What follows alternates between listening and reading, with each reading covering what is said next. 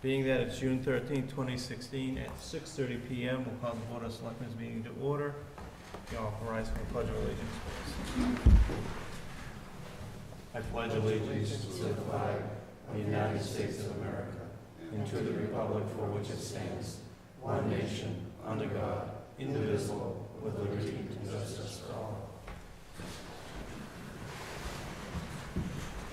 Before we begin this meeting, I would like to ask for everyone to please take a moment of silence, and as we all can take a moment to recognize and pause and say our own private prayer for all those who lost their lives in Florida.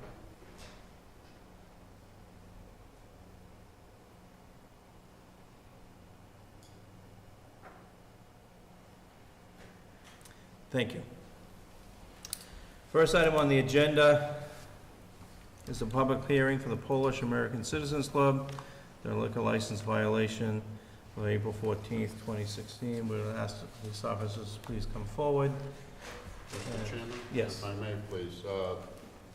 I was a member of this club, and so was my wife, and just to make sure that there is no conflict, I will recuse myself from this hearing. So noted. Thank you. Good evening. My name is Michael Shaw, Lieutenant with the Webster Police Department. I have with me as well Sergeant Toby Wheeler, who's actually on duty that night. I'll just go over if the board pleases, just a rehash of the statement of the facts, and then Sergeant Wheeler can get into the specifics. On April 14th at about 11:15 at night, we received multiple 911 calls reporting a large fight in the parking lot of the PACC. 3 officers that were on duty responded. Upon their arrival, they saw what they described as 100+ people in the parking lot. Being that there were only 3 officers on, there was obviously an officer safety concern. They called Dudley Police Department for mutual aid, and Detective Chris Trainer, who was on another assignment here in town, also came over and responded as well.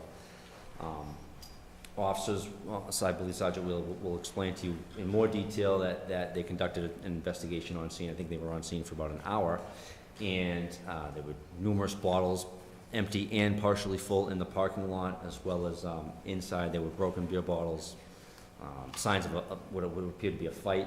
One individual was actually arrested that night. He was walking out of the establishment with 2 beer bottles that he had purchased inside. He was subsequently arrested, given a breathalyzer test at the station where he blew a .197, which is about almost 2.5, about a little over 2 times the legal limit if you were driving. So at that point,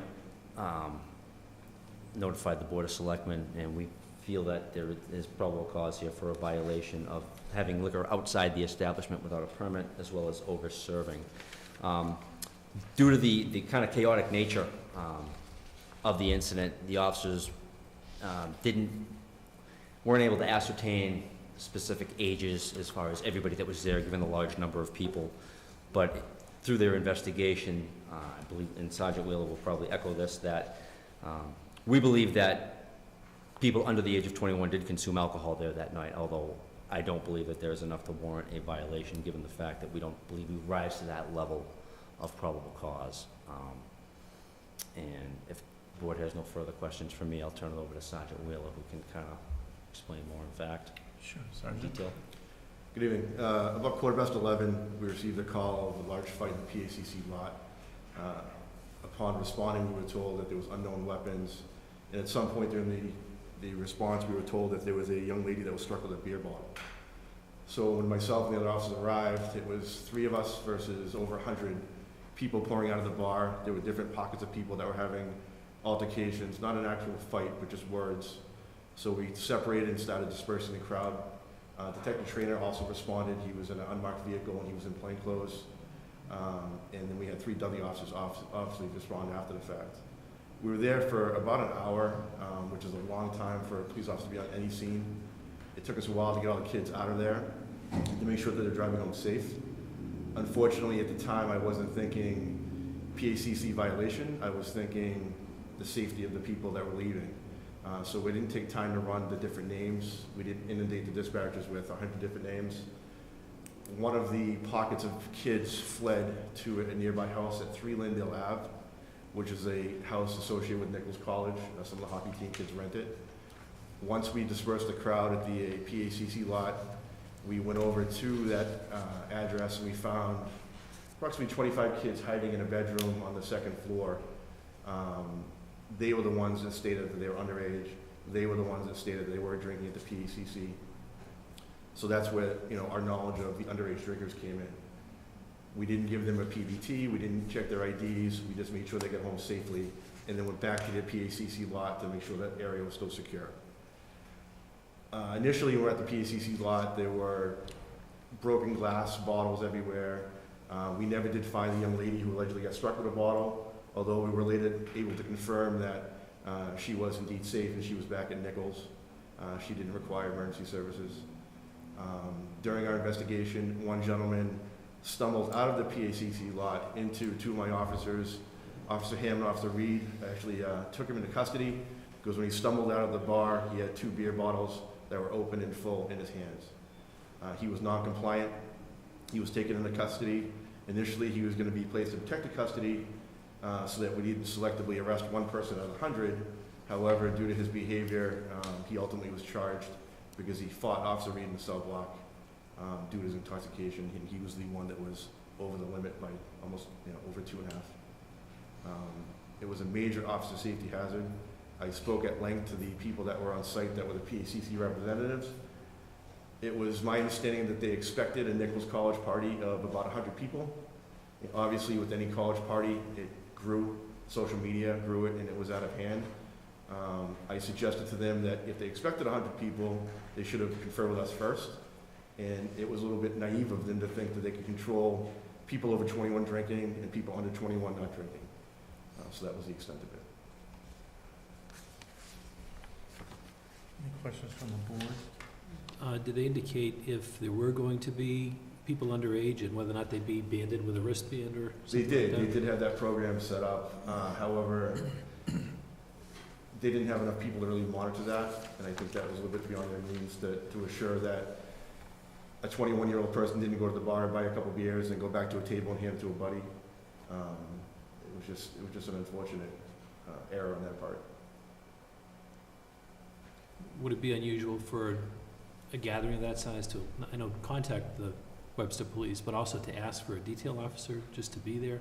No, we would, I mean, that's something that we kind of leave that up to the individual establishment, but absolutely, I mean, it's something, if you're expecting somebody like that, especially if you know it's going to be 18 and over, always a good idea.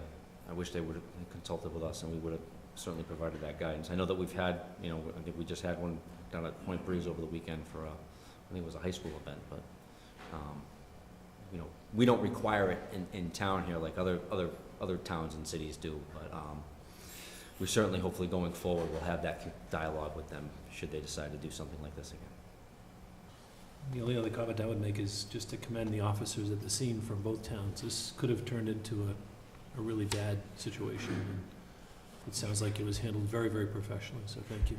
Thank you. Thank you. Will we call up the members of the PACC to please come forward, or representative of?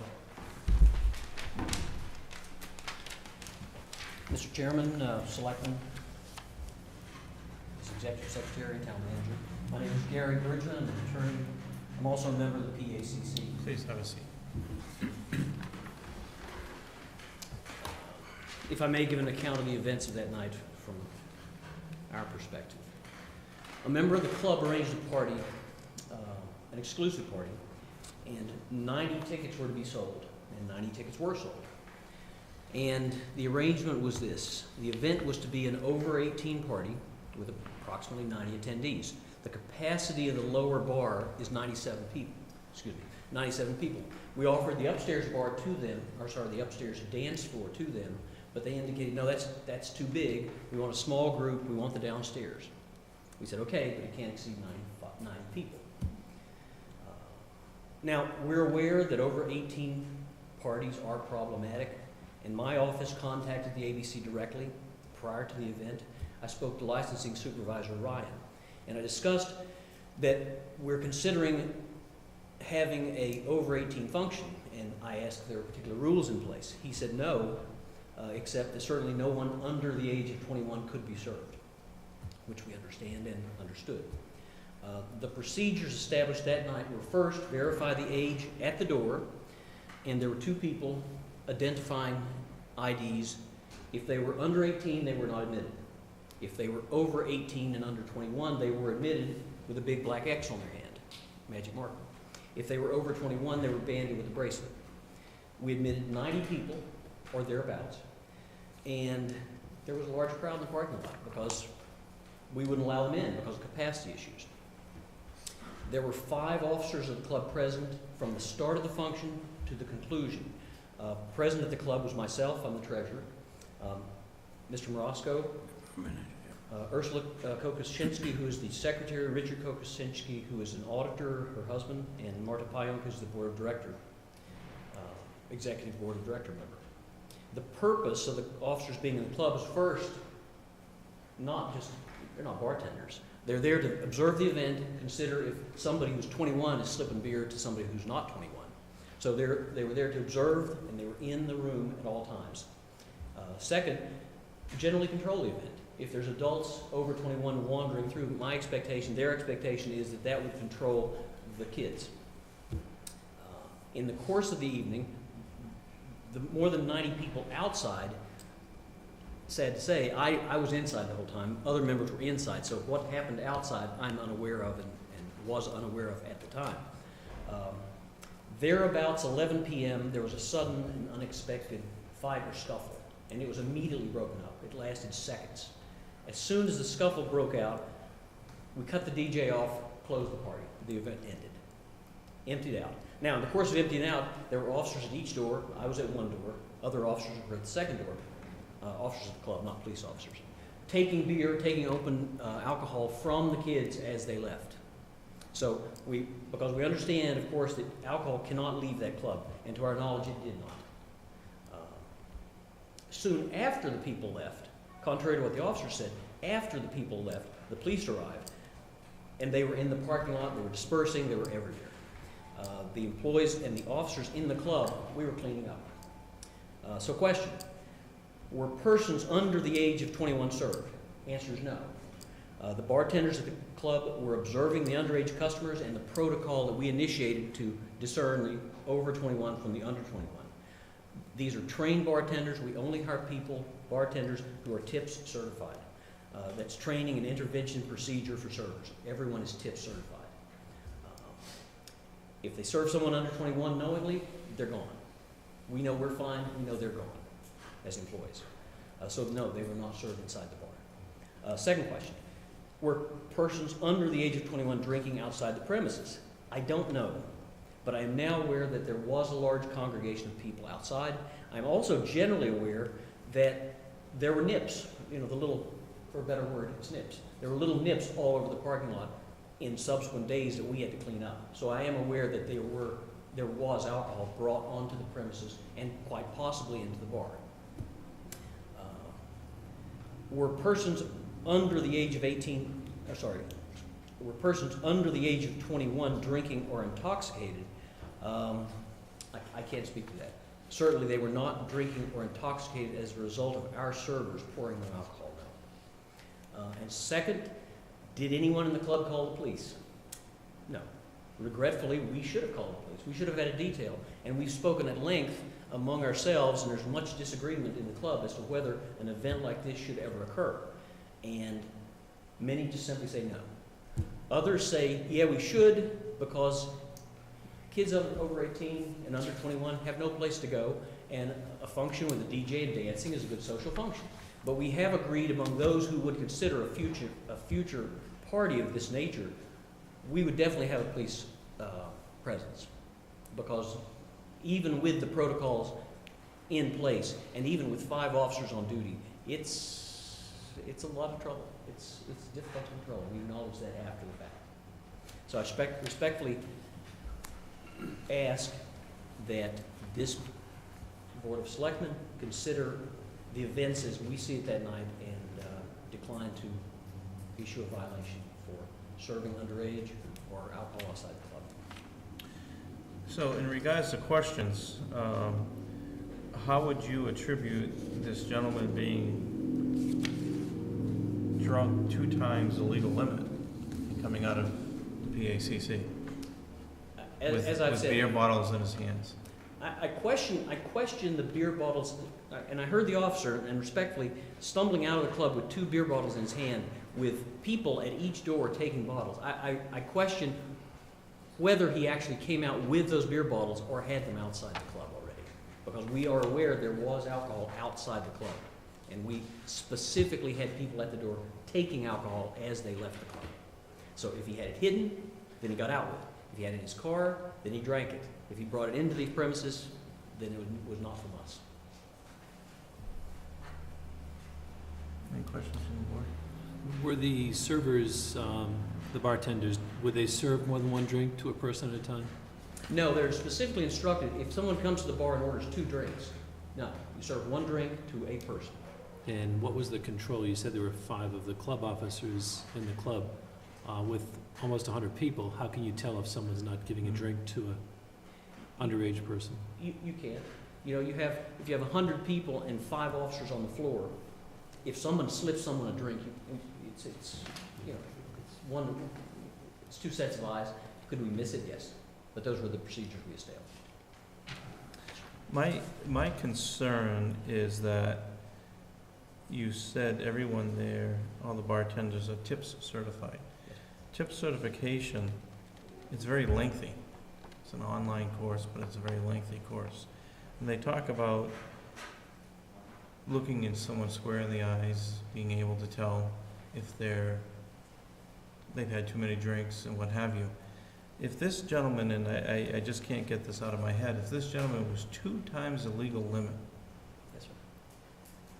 why couldn't someone tell that? And why would they continue serving someone? Again, I don't question whether or not the person at the bar did his job. I question whether the person who was 1.97 alcohol level, whether he actually consumed it in the bar or outside. If someone staggered to the bar and the bartender looked him in the eye, he is directed to not serve them if he believes that they are a risk to themselves or they have overconsumed. Any other questions from the board? Just a comment that .192 is on the verge of having serious health problems. You can obviously die if you're over .20. So there may very well not be a serving of minors, but to me, that is a clear indicator of an over-serving situation. Yeah, I understand that that's a dangerous alcohol poisoning is a risk, and that the bartenders are trained to deal with circumstances where they are overserved.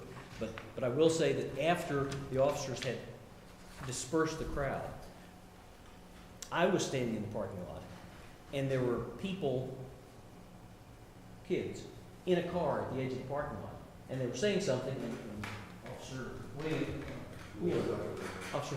went over to examine and investigate whether or not he was or had been drinking.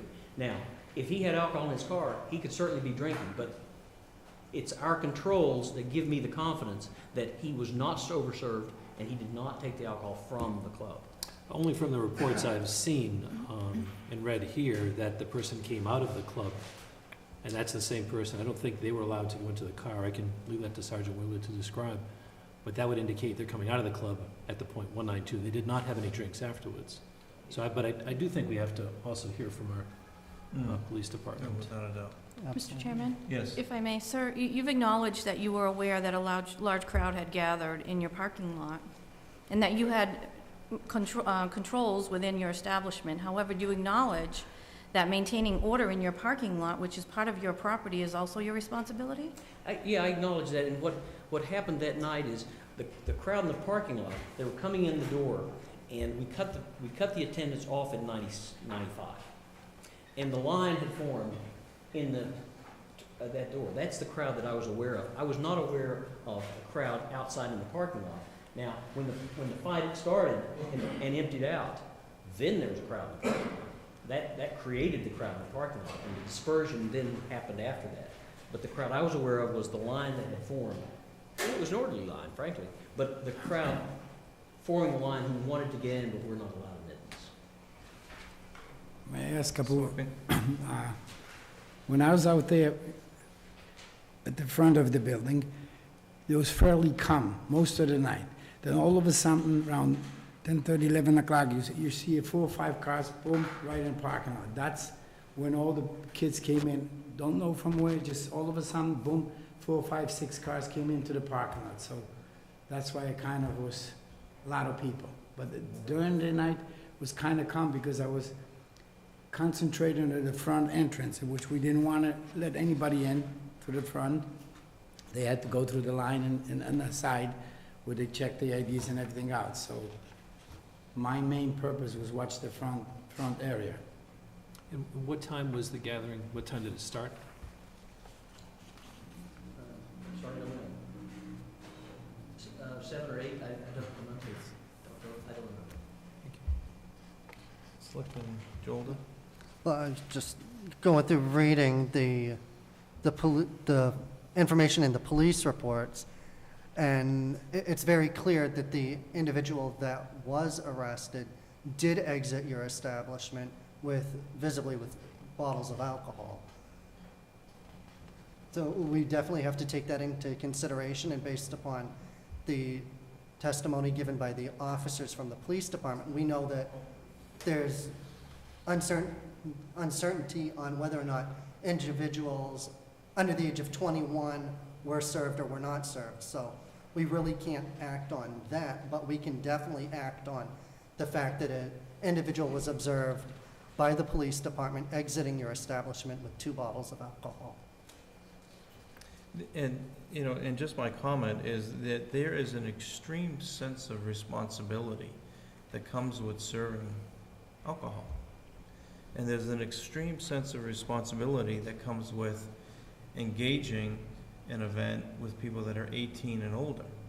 And with having 90 people, 90 college kids at an event, and you, in my opinion, only having 5 people to police that, and some of them are old enough to drink at 21, there's really not enough people to police it. And if you're saying between close to 10:30 and 11 o'clock that there were issues starting in a parking lot, you could have picked up the phone, in my opinion, and called the police department saying there were 5 cars that just pulled into our parking lot and we don't know, and this could have prevented a lot of what's going on right here.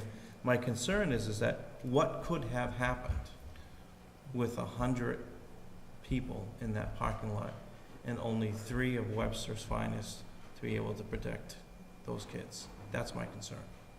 And that's where, you know, I don't have kids, but any kid, any parent that has a kid that goes to any school that goes to one of these events has to be concerned about something like that. And that's where, you know, my blood boils a little bit over something like this, because it could have been catastrophic. Officers, did you want to make any other comments or rebuttals in regards to? If I could, Sure. just quickly. Sure.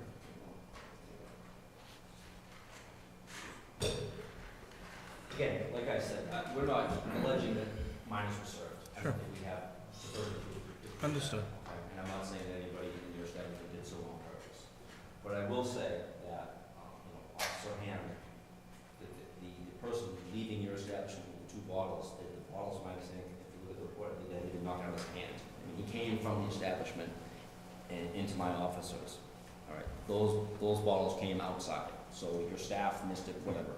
The other thing that concerns me a little bit is like the town administrator said, you're responsible for the parking lot. What happens within the 4 walls, great if you think you can control that, but you're also responsible for the parking lot as well. And it concerns me that a fight breaks out and then, you know, all these people spill into the parking lot, you know. All the phone calls we got were from everybody but the PACC, and that concerns me.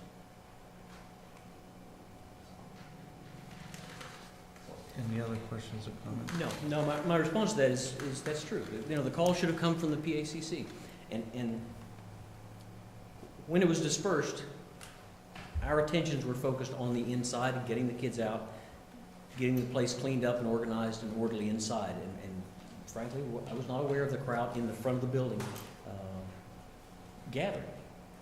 I thought when they leave, they leave. But they didn't, they hung around in the parking lot apparently. If somebody gets hurt or, Yeah. God forbid, worse in your parking lot, that's on you folks. Yeah, I understand. Any other questions or comments from the audience, as it is a public hearing?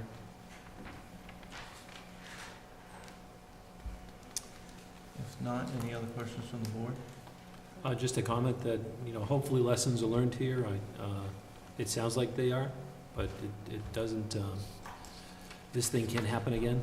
Hopefully this will never happen again in this way. And thank goodness no one was hurt. I did reach out to the lieutenant. Never met, but I've met him. And we did speak, and I believe I said to this board the same thing I said to him, which is, we may never have one of these events again, but if we do, it's going to be with adequate controls and with the assistance of the police.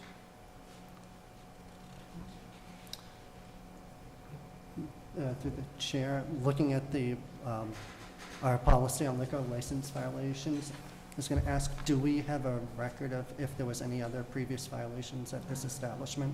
There has not. Okay. So no previous violations, so this will be considered first offense then, correct? So I will entertain a motion to close the public hearing. So moved. Second. Motion's been made and seconded. Any other discussion? Courtney, poll the board. Selectman Jordan? Yes. Selectman Becker? Yes. Chairman Board? Yes. And what is the pleasure of the board? Well, as I read the policy and procedures, this is the first one that I've dealt with as a selectman. The first offense is a verbal warning or a suspension of license for a minimum of 3 days. The interesting word is or. It's a verbal warning or. But unfortunately, I think due to the kind of aggravating circumstances here, I would make a recommendation for a license suspension of 3 days. I'll second that motion. A motion has been made and seconded to issue a first offense and a license suspension of 3 days. Any other discussion? Courtney, poll the board. Selectman Jordan? Yes. Selectman Becker? Yes. Chairman Board? Yes. Thank you.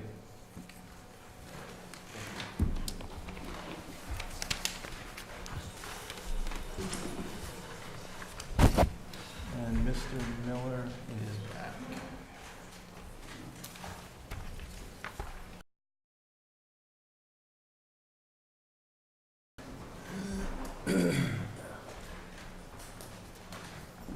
Next item on the agenda is the approval of regular session. Oh, hang on one second. These are backwards. Approval of regular session meeting minutes from May 10th, 2016. So moved. Second. Motion's been made and seconded. Any other discussion? Courtney, poll the board. Selectman Miller? Yes. Selectman Jordan? Yes. Selectman Becker? Yes. Chairman Board? Yes. Next set of minutes is from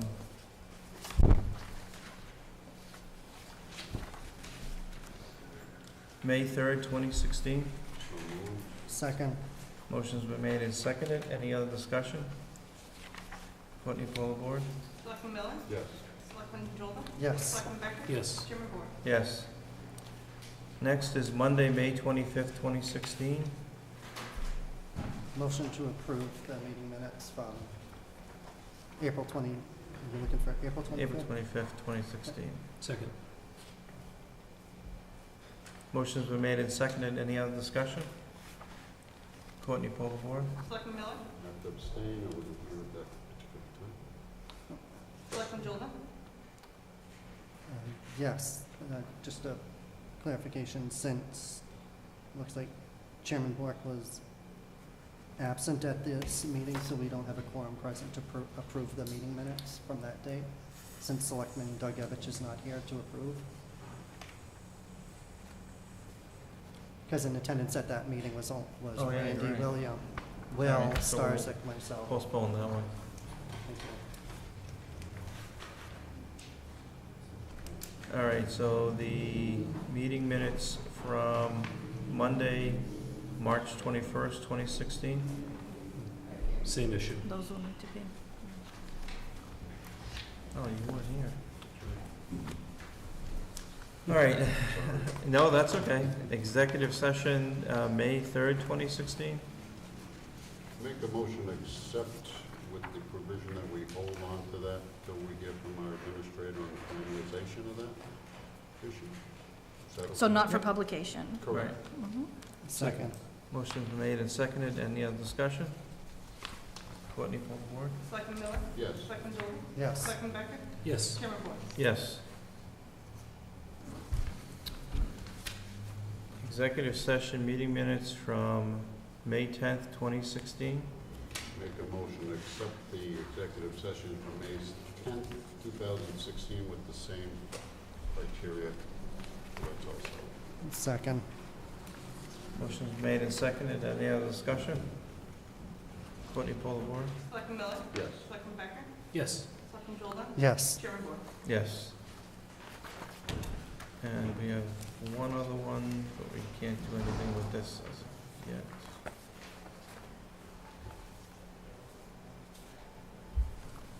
From There- August 31st, 2015.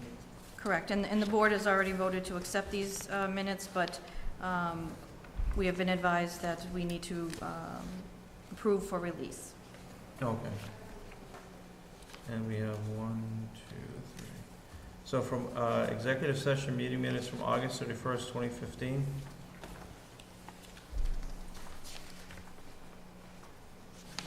I make a motion that we release these minutes.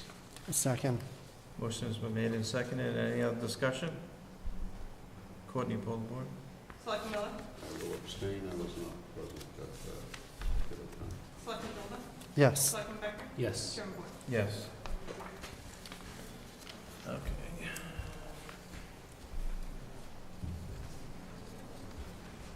Next item on the agenda is the Webster Dudley American Legion, number 184, Incorporated, for alterations of premises.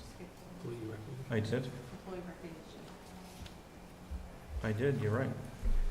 My bad. Employee recognitions, kind of shocked. I checked it off already. Mr. Chairman, again, we had at our last meeting, we did this also with a dispatcher.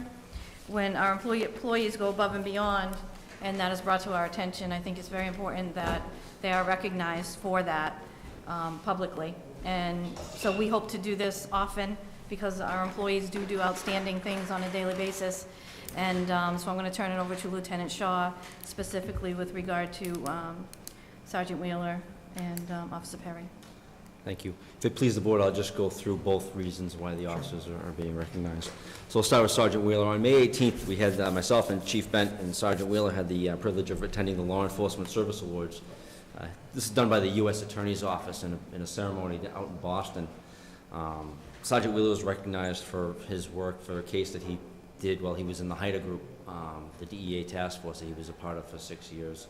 Just to kind of give you an idea of the kind of awards that were given, he was recognized in the same group that were the Sarnoff brothers, the investigators that did the Boston bombing, all the FBI investigators, one of the Aaron Hernandez co-conspirators, and another case, very involved child pornography case that was heartbreaking to listen to, but I mean, that's the kind of effort and these intrinsic investigations that go on that he was recognized for. So it's really an awesome thing to be recognized for. So I'll just go into detail. There was 19 awards given overall that day.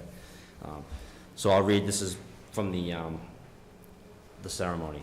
As a result of the extraordinary efforts of the investigative team, the government successfully prosecuted Eric W. Sliwa on a 34-count indictment charging conspiracy to distribute more than 1,000 kilograms of marijuana, as well as money laundering and tax evasion. The multi-year investigation revealed that from 2001 until 2012, Sliwa operated a sophisticated and lucrative marijuana business. Sliwa purchased marijuana from both national and international sources of supply and sold it up and down the east coast of the United States.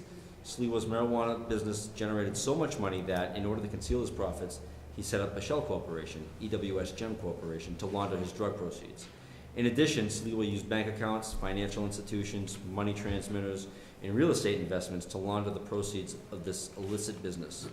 This case was particularly challenging because it was based largely upon the testimony of 6 cooperating witnesses located by the efforts of the investigative team, of which Sergeant Wheeler was a part of.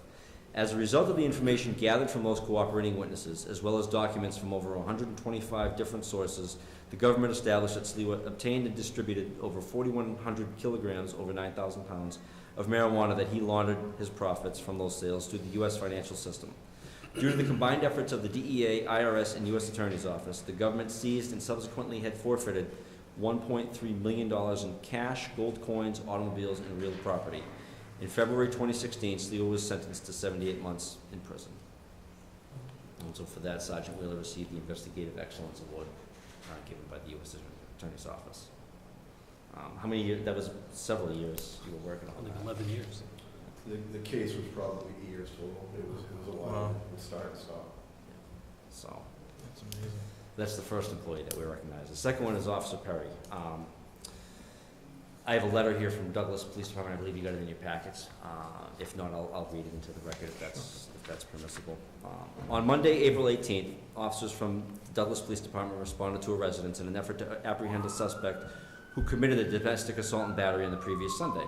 The suspect, who is known to us, has a history of violence and is often combative when dealing with the police. Upon arrival, it was determined that the subject was in his residence. However, he refused to come out and subsequently barricaded himself. At that time, Douglas police officers secured a perimeter and requested mutual aid from the Webster Police Department. A short time later, Officer Patrick Perry arrived and was briefed on the circumstances. Officer Perry immediately offered his services as a crisis negotiator and was able to make contact with the subject by the cell phone. At first, the subject was uncooperative and apprehensive to listen. However, after several calls by Officer Perry, was able to establish a rapport with the suspect and keep him on the line. Ultimately, after about 30 minutes of conversation, Officer Perry convinced the subject to exit the house and was taken into custody without incident. This was the second time that I had the opportunity to witness Officer Perry utilizing his negotiating skills. As you know, he responded to our town in October of 2014 to assist with an armed barricaded suspect. Officers in the Semlec SWAT team were in position for approximately 8 hours that night while Officer Perry spoke with an extremely uncooperative suspect. However, after an exhausting period of time, he was able to again convince the subject to voluntarily come out of his house without incident. I wanted to take a minute to commend Officer Perry for his diligence and efforts.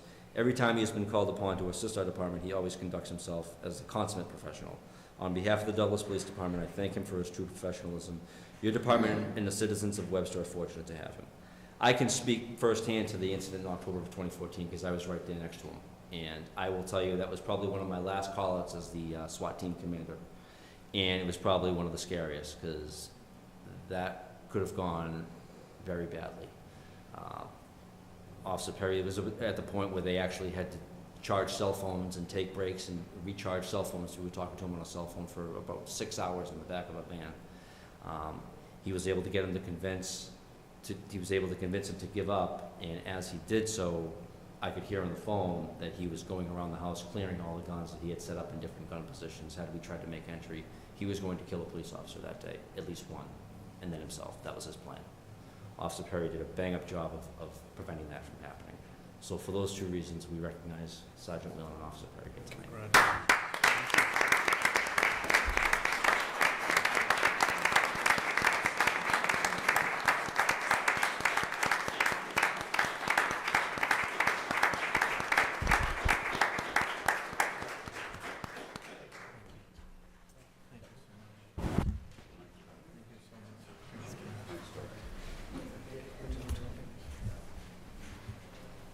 I would just say thank you very much for taking the time to recognize them. It's not often that we get a lot of thanks in this job, so we very much appreciate it. No, we Again, and I know- appreciate it, and I know that most of the time, police officers don't want to speak, but Right. you're more than welcome, the mic is yours.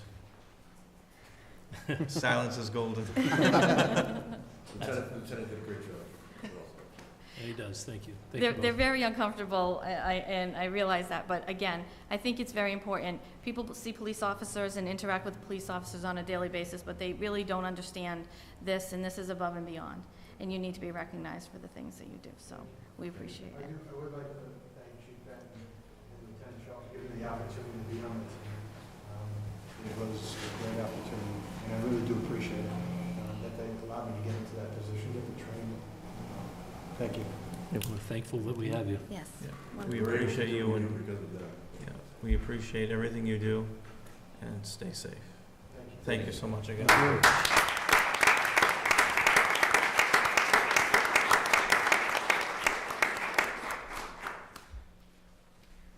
Now back to the Webster Dudley American Legion, number 184 Incorporated, alterations to the premises. Is there anyone here representing?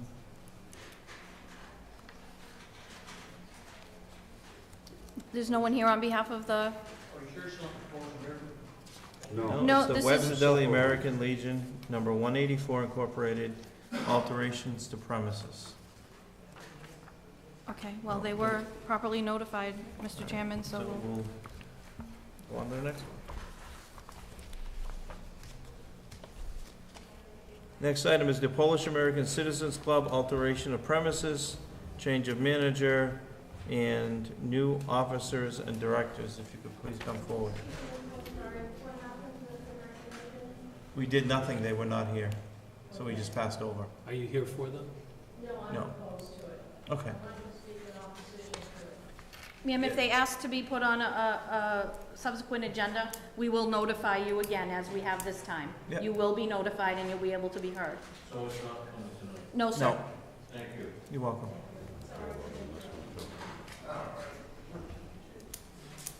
Yeah, we did the first one, they may say we're going to do the second one.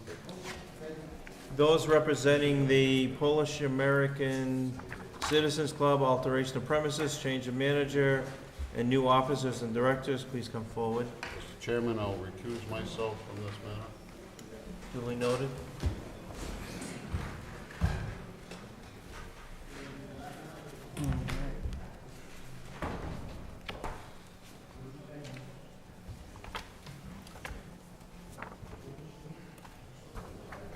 Gentlemen, the floor is yours. I'll introduce myself again. Gary Bridgman, I'm the treasurer of the Polish American Citizens Club and also representing him as an attorney. I'm here today with Carol Gago, who is seeking to be the new manager following the resignation of Wesley Morosco, who's behind it. As well, we have new officers elected each year, and this is a disclosure of those new officers and the new positions they hold. I believe a complete application has been submitted, and Mr. Gago is willing to undertake the responsibility of organizing and running the club and its license and conforming with the statutes of the state of Massachusetts and Webster. As for the premises, the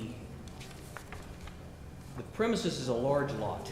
There's a building, and the license covers the downstairs bar, approximately 90 people. Can we just back up 1 second? Sure. Can we do the change of manager first? Okay. Just so that we get Yes. one thing out of the way here. Are there any questions from the board on the change of manager? Mr. Chairman, I just want to confirm with Courtney, I believe this is one application. Yeah, so all Oh, it's- aspects, and everything we can is discuss it in separate bullet points, but it's all one application that's being filed with ABCC, So there's one vote on, the whole application. So, if we decide yes on one, or no on one, and yes on another, it's no. Unless you decide yes on both, because it is one application. okay. Yeah, they would have to, Okay. All right, you can, sorry, sir, you can continue. Okay. The application is complete with respect to Mr. Gago. He submitted all of the necessary query forms, as well as he does meet the requirements. He does not own or have an interest in any other license with the state.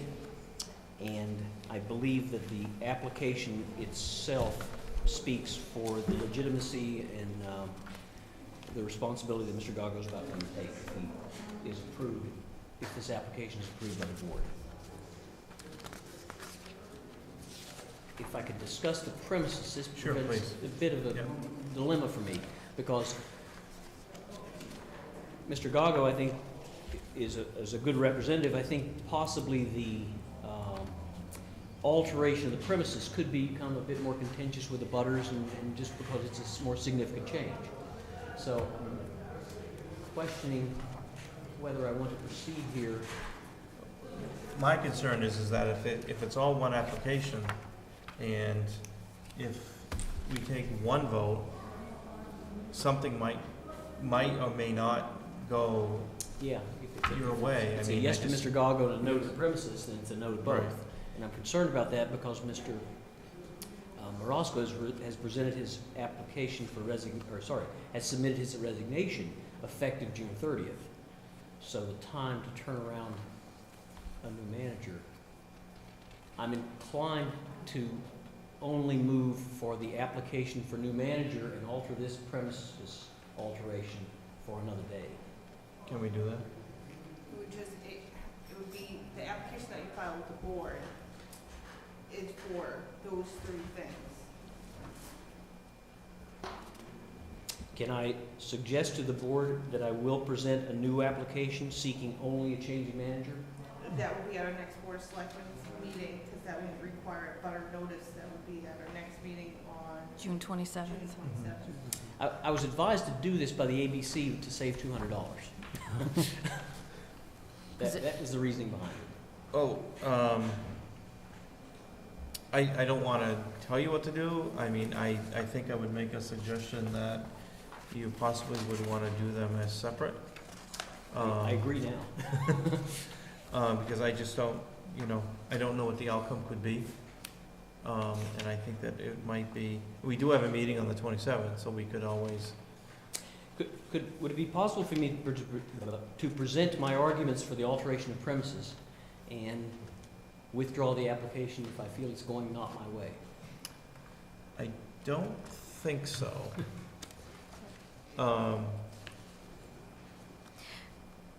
Because it is a hearing. Is it just, I apologize, this is my first time too, Courtney, doing this, so do we have enough lead time if he wants to do two separate applications? Well, For the 27th? There's different notifications that we have to give. For the alteration of premises, that has to be posted to the paper, and it has to be a notice to the abutters. But if that's not the pressing issue at this point, is the It's just a is the change of information I'm manager. getting That's from you. a Mr. Maroshka straightforward- has submitted his resignation effective at the end of June, so that is the more pressing issue, Yes. is to have Mr. Gago approved as the new manager prior to June 30th. So maybe if you get that application in, that doesn't require a public hearing, it doesn't require, all it is a vote of the Board of Selectmen. So if you get that application in, they can vote on that on June 27th, and then subsequent to that, put in the alteration of premises. Right. And they can take that up at another time. But I know the pressing issue is the change of manager. Right. Timing-wise, will that work? You don't have to go back to the ABCC at all? This doesn't go, the ABCC does not see this until the local licensing board approves it. If I go ahead and present the argument for both, and you decide no, can't I still present the argument for manager on the 27th? Correct, Then I should proceed, right? yes. It's your choice. If I lose, if we lose the alteration request, then what I will do is I'll present a application for new manager to be heard on the 27th. But you understand that if you ask the board to act on this application, and it's yes or no, if they vote no on the alteration of premises, it's no on the change of manager and board, and the directors also. But he's saying he's gonna come back, file, if that were to happen, file tomorrow, so to say, for just the change of officers, directors, and change of manager. But there's also, but there would be a vote on file that you have denied the request for the change in manager. On the entire application. Correct, which includes the change of manager. So would I be precluded from seeking an application for change of manager? With the same manager? Yes. Right. No, you could can't- file, like you were saying, he could file tomorrow. So even if they with a vote new- no? Correct. Okay, all right, so, go ahead. Okay. I just don't want you to get into a catch-22 and preclude you from being able to do this, in my mind, easier scenario. My suggestion, and you can certainly do whatever you would like, sir, but my suggestion is to keep it cleaner. Yeah. And so that no one's questioning anything, come back with the change of the manager on the 27th, and then come back the following meeting in regards to the premises changes.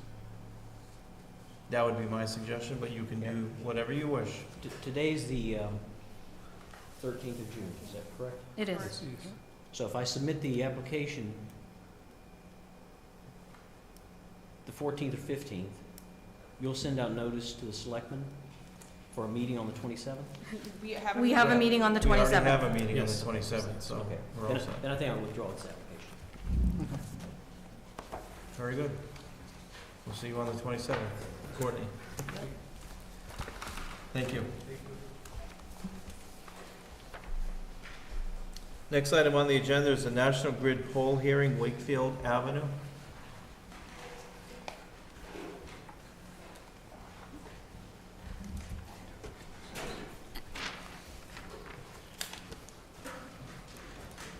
Hello, Steve Susi from National Grid. Thank you for coming. Nancy Tabor from Wakefield Ave.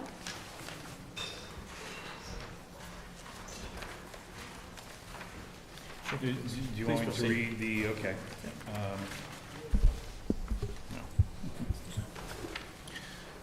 Okay, in accordance with the provisions of Section 22, Chapter 166 of the Massachusetts General Laws, you are hereby notified that a public hearing, oh, that was to the public hearing, okay, will be held at Webster Town Hall, Selectmen's Meeting Room, 350 Main Street at 7:15, Monday, June 13th. The purpose of the hearing to relocate one jointly owned pole, and National Grid to relocate pole 11 northeast, 15 feet or so, and set an anchor. And the relocation is needed due to a tree that has an existing guy wire is going to be taken down. And also on here, permission to lay and maintain the ground laterals, cables, and wires in the above or intersecting public ways for the purpose of making connections with such poles and buildings as each said petitioners may desire for distribution purposes.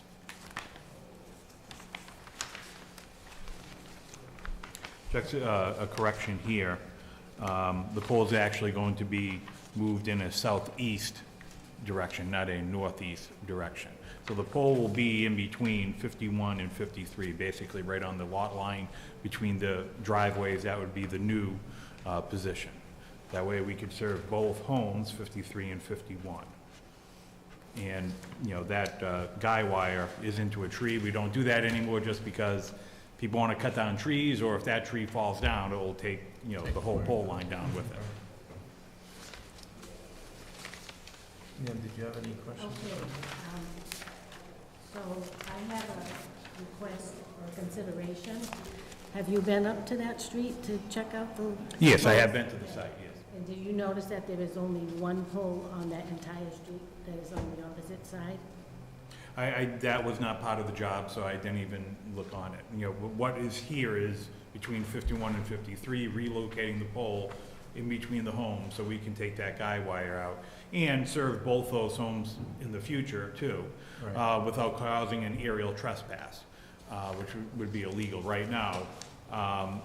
There's a mid-span to 51 that's serving it. When we relocate the pole, we can put that service wire closer to the pole and support it better, so it's not tugging on our wires. That's the only issue really here between those two homes. If you have any issue with Wakefield Street and another pole at another address or a completely different street, you know, tell me about it, or we can create an order and take care of that specifically. But this is, you know, just really between those two homes. Is what I thought, this is just my thought.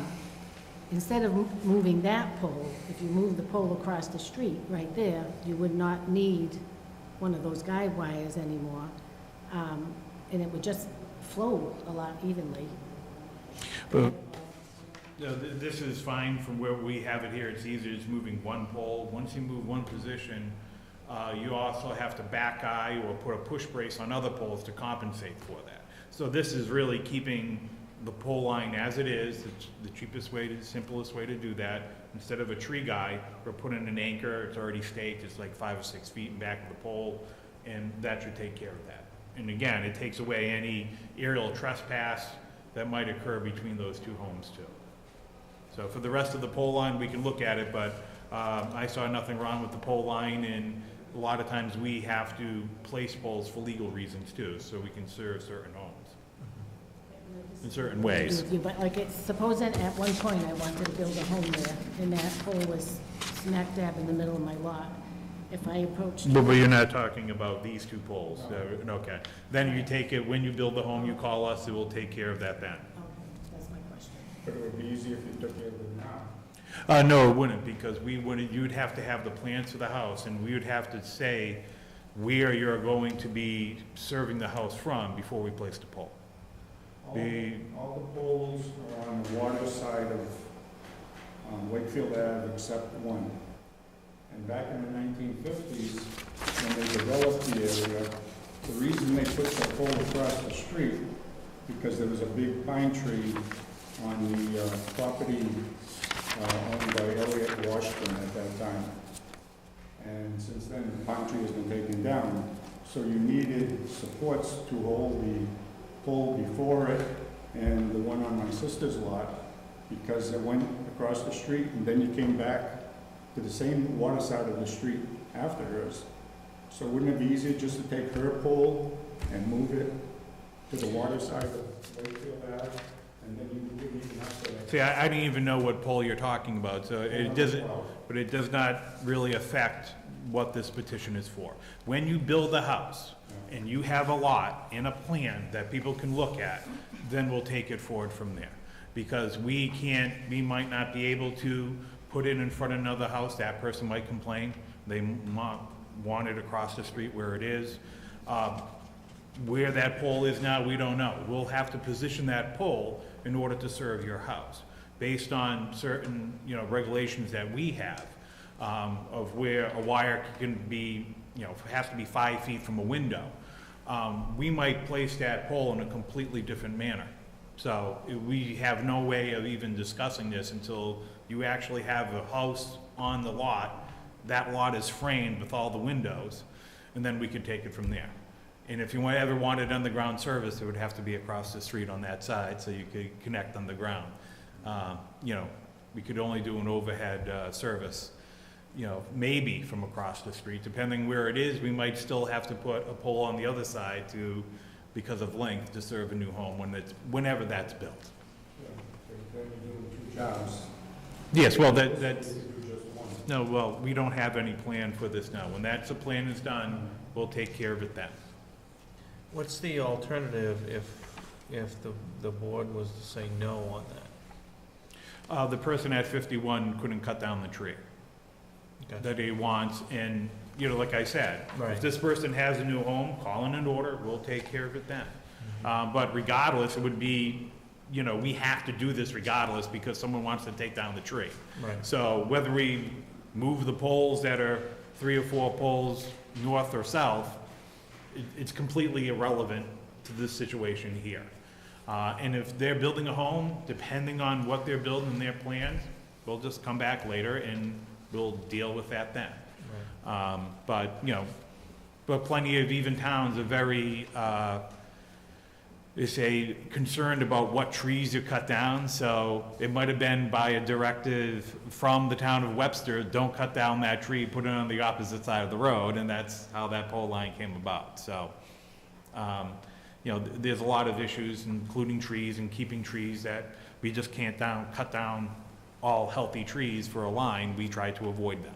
So way back when, everyone was in agreement with it, and when a new home is built and we get an order, we'll take care of it then, and it's a completely different issue. Gotcha. That pine tree is gone, so, in the future, they could, this pole and move it across the street or left or right to... And maybe we will do that when you call in the order, and maybe we would decide that. But regardless, for whatever new house is built, yes, a new home. But this here is, again, this is only between 51 and 53. There's a new house at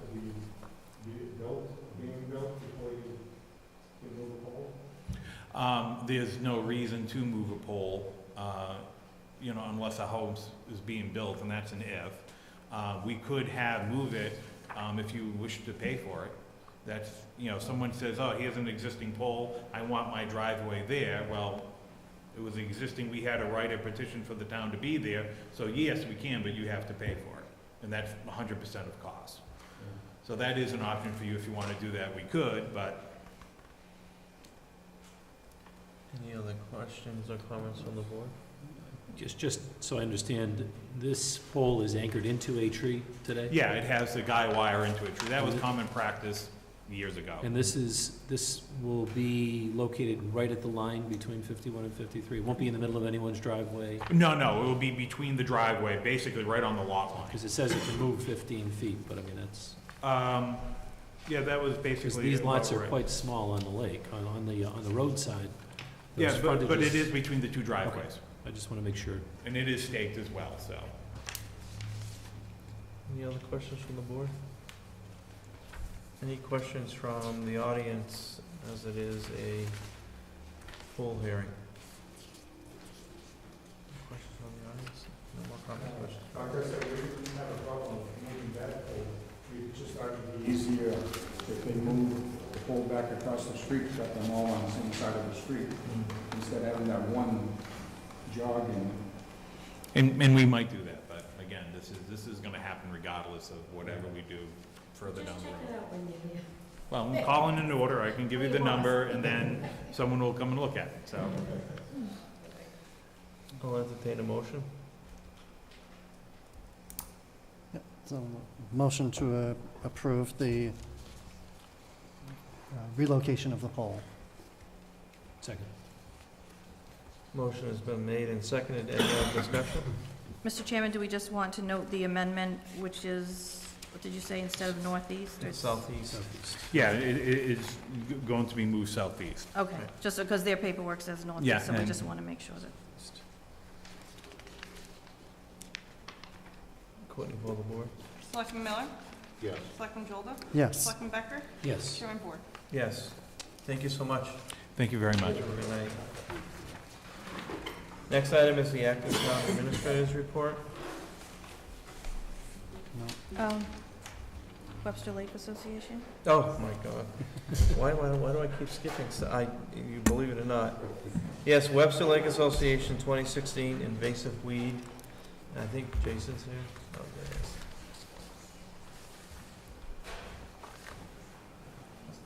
This is not the move I skipped. Good evening, everyone. Good evening. Paul LaFramboise and Jason Pieta, Webster Lake Association. We just wanted to come in this evening to kind of give the board an update as to what the Lake Association is currently involved with and doing. We haven't been here in a while and just wanted to give everyone an update as to where we are. Our ongoing lake management plan has been being worked on consistently for the last 12 years. This year we have some additional weed treatment, herbicide treatments. I brought a couple of larger plans so that we can probably get them in the town administrator's office. All of this information is available on the website, should anybody want to see the plans. And I also brought a couple of the plans with you for you to see. Our current plan, we treated on the 7th for milfoil, for fanwort, at 3 selected locations. On the 22nd, we'll be treating a great number of areas, and the lake will be closed to use that day, as it's been posted on the town's website as well as Webster Lake Association's website. Again, the map is available for viewing there. So that's an ongoing lake management plan that the association has been doing for a long time. Jason would like to talk about another project that we have been working on as well. Mr. Chairman and the board, good evening. I'd like to inform the board of the Sucker Brook Restoration Project, and also take a moment to inform the board of other contributions that the Webster Lake Association has made to for the town of Webster in 2016, and a couple of further contributions that we hope to make throughout 2016. So, as you may be aware, the Webster Lake Association submitted a project to restore open water conditions at the mouth of Sucker Brook, and the purpose is really to prevent the emergence of invasive aquatic plant growth into North Pond, as it's starting to creep out into North Pond, and it's the belief of our environmental consultant that this will eventually affect Memorial Beach. So some historical background.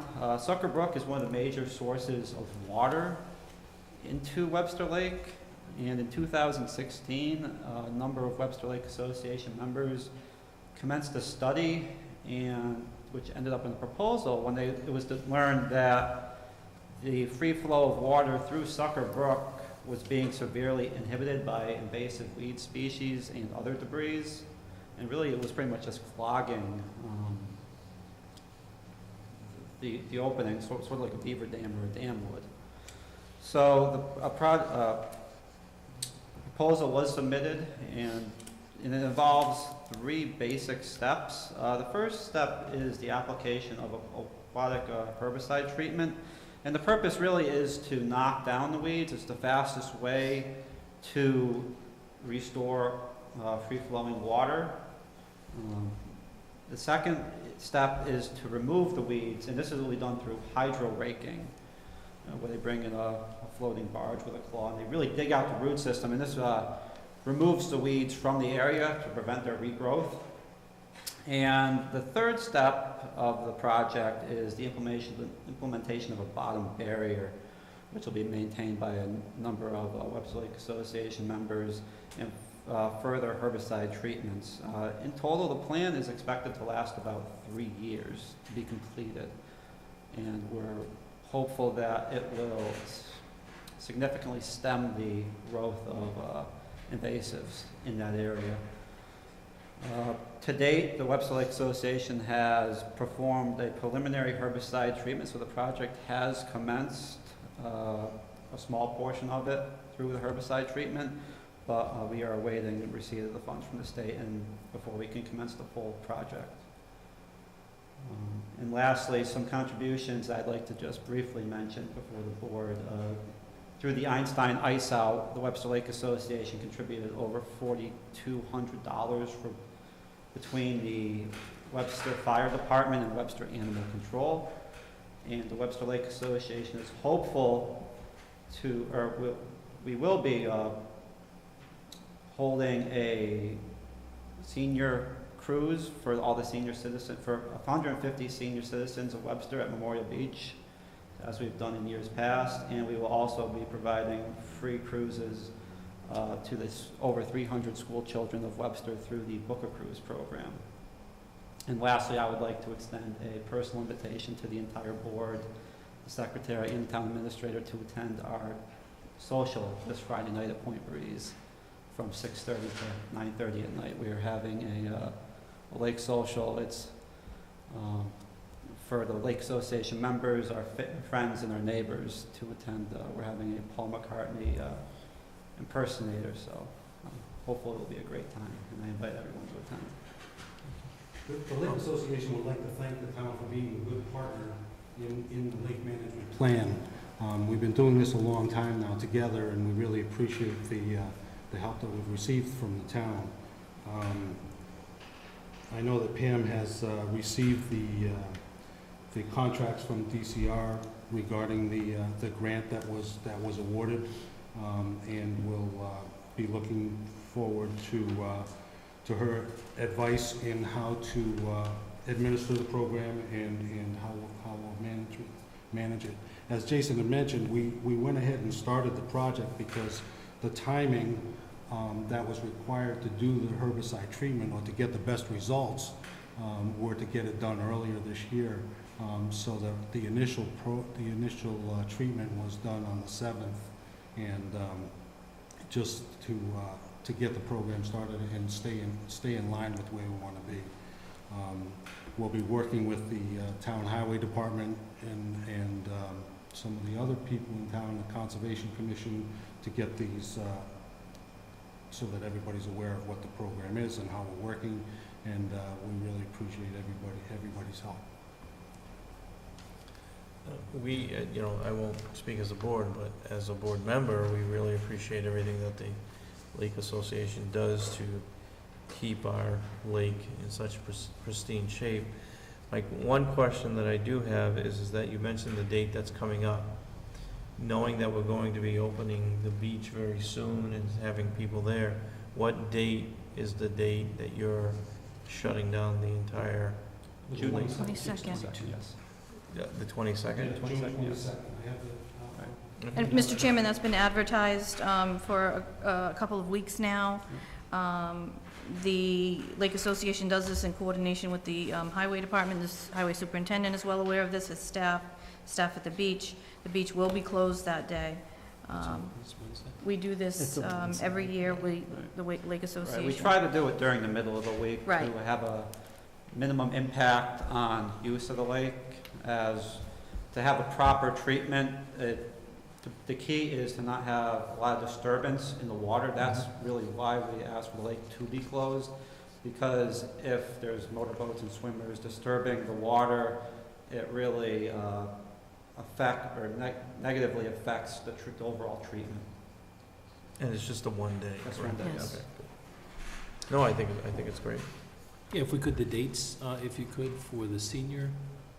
We haven't finalized Okay, you those don't have dates yet, so those. they will be in. Get them published on here Yeah, if you did. it's late August. I believe it's the second week of August is the senior cruise. The Booker cruise, we coordinate that with the police department, the library, to provide free boat rides to over 300 Webster school children. It's great. That's great. They have a cookout. Yeah, we have a cookout. down Yeah, there. we. Point Breeze helps with the cookout, and they do a great job, and it's been a tremendous success. And I think last year there were about 25 or 26 members, Lake Association members, that provided their boats and provided rides to all the kids last year. So it's always been very successful. Everybody who shows up gets a ride. So. Any other questions or comments from the board? Anything else? One other, kind of an aside, our company is the manager of the gates at the lake, and we've received a couple of phone calls over the last couple of days about the lake level being high. Currently, the lake level is about 2 inches higher than the specified range that's given. We got a little bit more rain on Saturday than what they had anticipated, so the lake level did come up a little bit. But I think the issue that some people had was we had so much wind yesterday, and consistent wind, we almost had a storm surge on the western shores facing east. The eastern shores facing west. So we had several complaints and several people calling about the lake level. It really isn't the lake level, because we double checked, and the lake level is actually just 2 inches higher than what the standard format would be at this time of the year. And it's supposed to be nice all week, so it'll be at its standard level by the end of the week, I'm sure. Thank you guys so much. Thank you. We appreciate everything you do.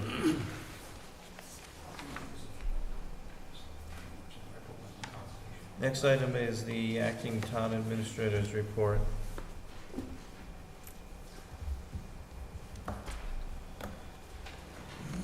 Thank you, Mr. Chairman.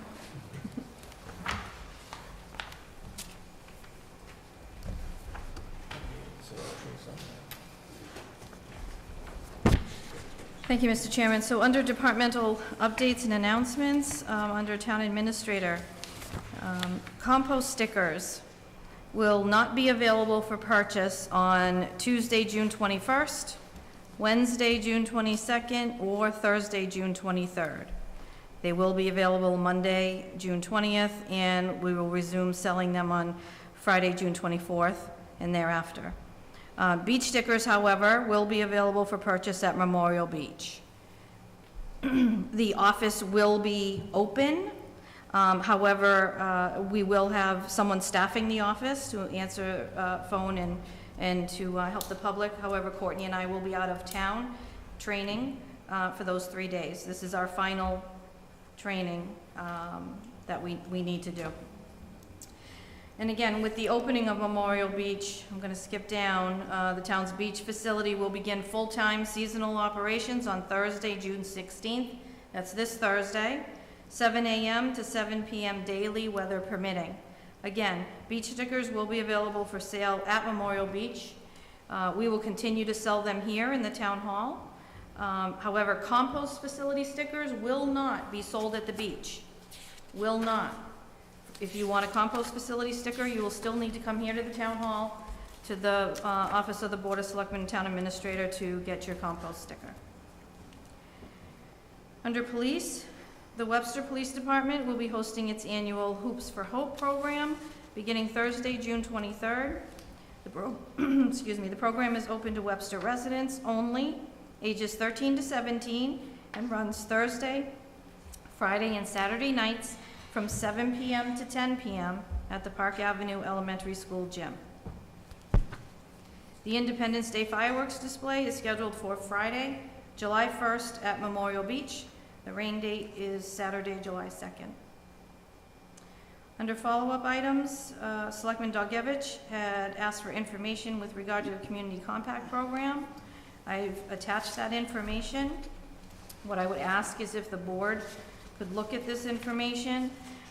There is a list of best practice areas that the town will choose from to enter into a contract with the state. I would ask for the board's input on that, to let me know what you feel is important for the town. I will also be forwarding this information to department heads and boards and committees and commissions and asking for their input also as to what they feel is appropriate for the town. And under informational items, Mr. Chairman, we do have an executive session scheduled later on in the agenda, and I've attached the memorandum of agreement between the town of Webster and IBPO Local 428, that's the police, and also the MOA between the town of Webster and SEIU Local 888, the clerks union. We are going to put off the DPW union's MOA because we are still, I'm still reviewing the document that was submitted by the union. But these two are ready for execution. Both of these unions have met and agreed to the items included in the MOA. So just for the board's information, excuse me, all of our contracts, if these are approved, will be in place prior to the effective date of July 1st. So there will be no retro, nothing. Police, DPW, and clerks, and our fire contract only expires at the end of, I believe, next year. So we are current with our contracts. And I want to thank all of the negotiating teams on the union side, and also my DPW department heads who assisted me in those contract negotiations, and the chief for the police. It was an enjoyable experience, really. Everyone was agreeable, professional, respectful, and everyone wanted to get this done. And so when we all work together, it can get done. So I just want to say I appreciate their efforts. Thank you, Mr. Chairman. Any questions, comments, or concerns? I'd make a motion we accept the acting town administrator's report. Second. Motion's been made and seconded. Any discussion? Courtney, poll the board. Selectman Miller? Yes. Selectman Jolda? Yes. Selectman Becker? Yes. Chairman Board? Yes. Next item on the agenda under old business is a vote to dissolve the Memorial Beach Advisory Committee. On May 10th, 2016, members of the Board of Selectmen, the Memorial Beach Advisory Committee has completed its work, has submitted a written report, and has met with your committee to discuss our findings. In our opinion, any additional efforts with regard to Memorial Beach should be folded into the Master Plan Committee under the Beach Subcommittee. Please take action to dissolve our committee thank you submitted Diane Mandel, Chairman, member of the Memorial Beach Advisory Committee. Before we take a vote to do that, I certainly want to thank the committee for volunteering their time, energy, and efforts. It was a good start. We all have a beautiful lake to love, and we all want to do the right thing with the lake. We certainly appreciate everyone's input in regards to the lake, and we want to continue something into the future with this in the master planning committee. So with that said, I will entertain a motion. So moved, Mr. Chairman. Second. Motion has been made and seconded. Any discussion? Courtney, poll the board. Selectman Miller? Yes. Selectman Jolden? Yes. Selectman Becker? Yes. Chairman Board? Yes. Any other old business? New business, Finance Committee Communication Policy Discussion. Yes, Mr. Chairman, Yes. I Mr. had Jones. requested at one point that this item be added to our agenda.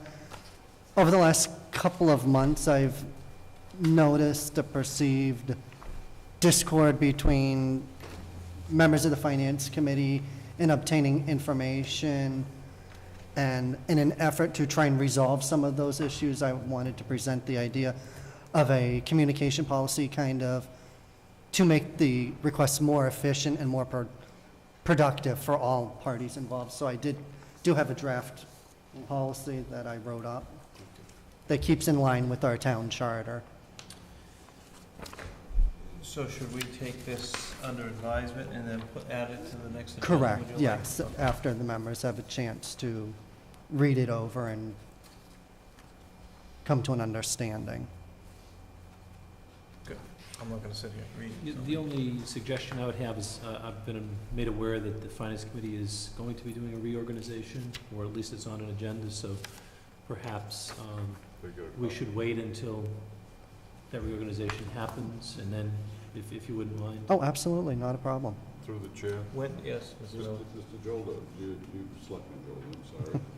It's Do you okay. think we should give a copy of this to any of the FinCom? Absolutely, but we can certainly share it with Keep it them. all open, Absolutely. up to par, so to say.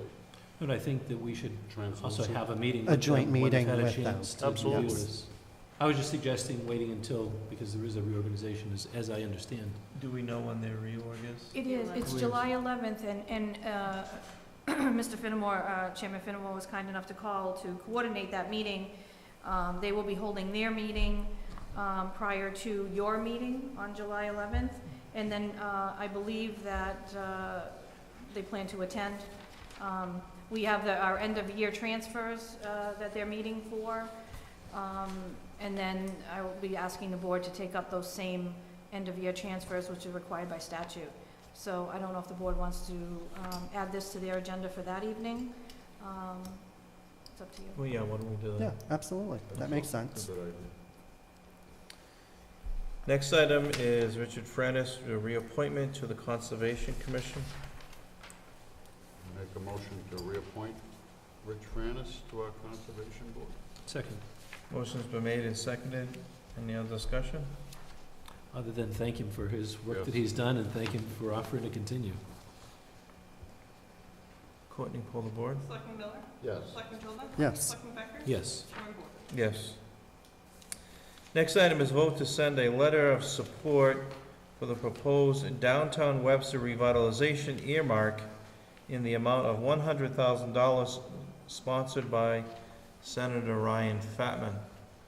Mr. Fatman has moved that the proposed new text be amended in section 2 in item 7008-0900 by adding that at the end, therefore the following, provided that not less than $100,000 be expended to the town of Webster for community development, for the revitalization of the downtown area, which has been designated an area of slum and blight in the town of Webster. And in said item, by striking out the figure $343,666 and inserting the place of the figure $443,666. I would entertain a motion for sure. So moved, Mr. Chairman. Second. Motion's been made and seconded. Any discussion? Just so that we know, we're gonna, it looks like OCD would get 443,666, am I correct? Right, that's my understanding.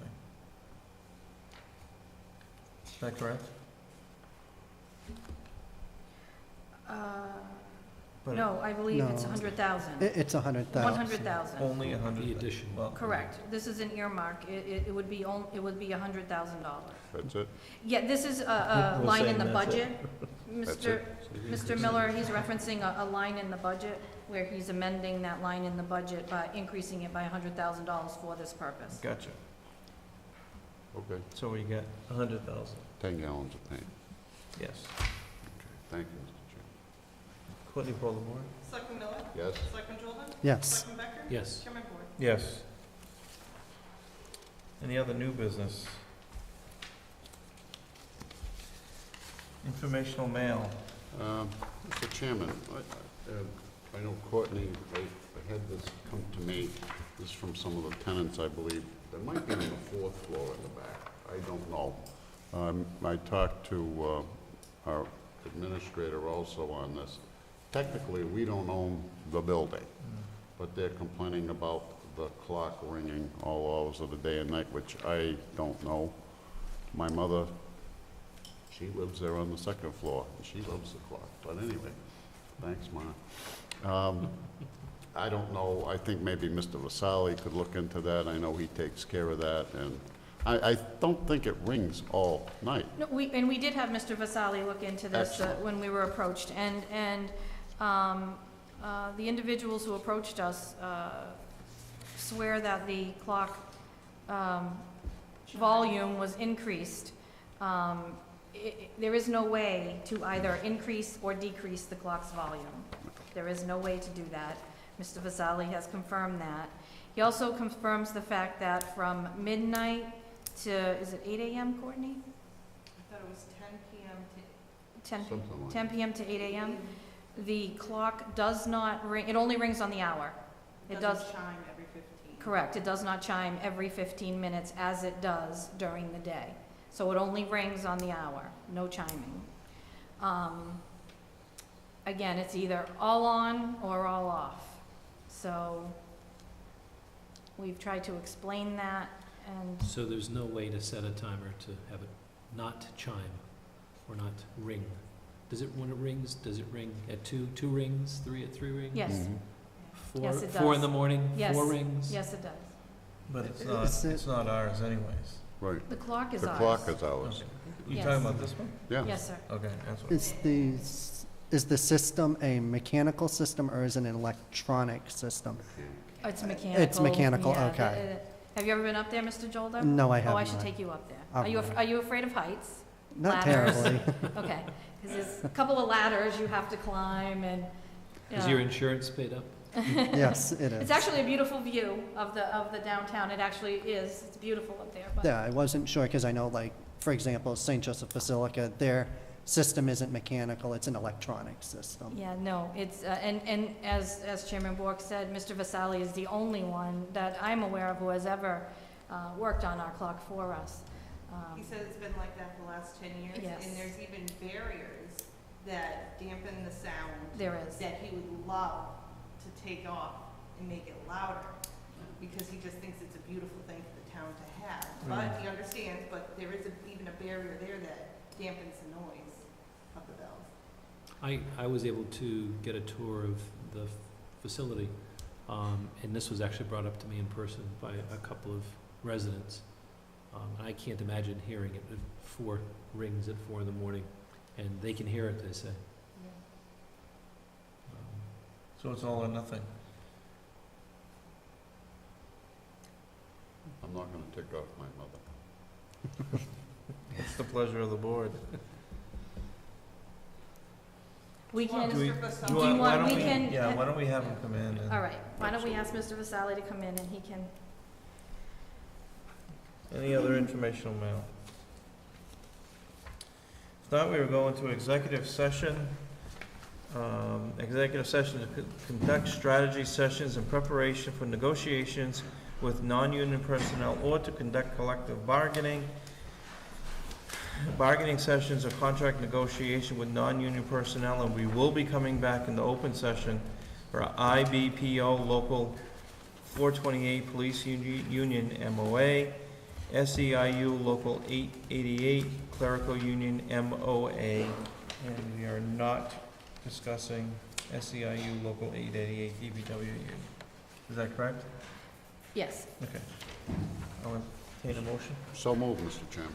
Second. Motion's been made and seconded. Any other discussion?